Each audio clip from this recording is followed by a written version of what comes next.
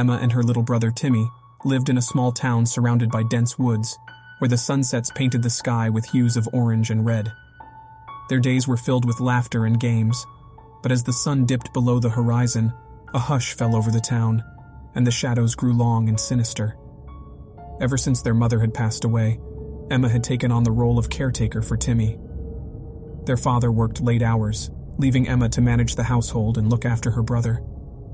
Despite the added responsibility, Emma cherished the bond she shared with Timmy, and they often spent their evenings together, watching TV or playing board games. One evening, the siblings stumbled upon a TV show about hypnotists. They were both fascinated by the idea of controlling someone's mind, and Timmy, in particular, couldn't get enough of it. He'd spend hours mimicking the hypnotists, trying to convince Emma to let him practice on her. Emma, being a responsible and loving older sister, always laughed off his requests, never thinking that anything serious could come of their silly games. But as the days went by, Timmy's fascination with hypnotism only grew stronger, and he became more persistent in his attempts to hypnotize Emma. Finally, one fateful evening, Emma relented. The sun was setting outside their suburban home, casting eerie shadows on the walls. "All right, fine, but only if you promise to go to bed right after," she said, trying to suppress a grin. "I promise," Timmy exclaimed, practically bouncing in his seat. Emma raised her hands dramatically, wiggling her fingers like a magician. "All right, Timmy, look deeply into my eyes," she instructed. Timmy's eyes locked onto hers, his face a picture of concentration. "You're getting sleepy," Emma drawled, dragging out the word. "When I count to 3, you'll be completely under my control. 1, 2, 3. She snapped her fingers for good measure. Timmy's eyelids drooped and he slumped forward as if in a trance. Emma couldn't help but laugh. "Timmy, you're such a goofball." But Timmy didn't stir. Emma's laughter faded, replaced by a growing sense of unease. "Timmy, I was just joking. Wake up now." Still, Timmy remained unresponsive. Emma's heart began to race. She shook Timmy's shoulders, her voice rising in panic. "Timmy, please wake up."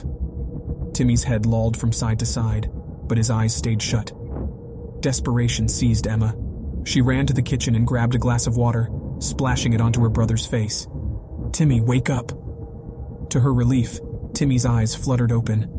He looked around, dazed, and then a smile spread across his face. "That was so cool, Emma. I felt like I was really hypnotized." Emma sighed, her body sagging with relief. "Don't scare me like that, Timmy. Now let's get you to bed." As she tucked Timmy into bed, she couldn't shake the eerie feeling that something was off. The room seemed darker, the shadows more menacing. Timmy's smile seemed different too, almost sinister. Later that night, Emma was jolted awake by the sound of footsteps in the hallway. She blinked, trying to adjust her eyes to the darkness. The door to her room creaked open, and she could see Timmy's silhouette in the doorway. "Timmy, what's wrong? Why are you up?" Emma asked, her voice thick with sleep. Timmy didn't answer. Instead, he stepped into the room, his eyes glazed over and vacant. He raised his hand, mimicking the hypnotist gesture from the TV show, and whispered, "Emma, you are now under my control." Emma's body went rigid, her heart pounding. She tried to laugh it off, but fear was creeping into her bones. "Timmy, stop. This isn't funny." But Timmy continued, his voice cold and emotionless. "When I count to 3, you will follow my every command. 1, 2, 3. Emma felt a chill run down her spine as Timmy's words echoed through her mind. She tried to move, to resist his control, but her limbs were heavy and unresponsive. Panic welled up inside her as she realized that she was truly under his control. Timmy smirked, his eyes gleaming with a malevolent light. "Now, Emma, you will pay for laughing at me. You will feel the pain I felt when you refused to believe in my powers." He commanded her to stand up and walk towards the window. Emma struggled against his control, but her body moved against her will. The moonlight streamed through the window, casting a ghostly pallor on her face.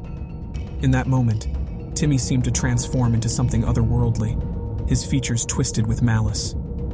He instructed Emma to climb onto the windowsill, the height enough to send a shiver down her spine.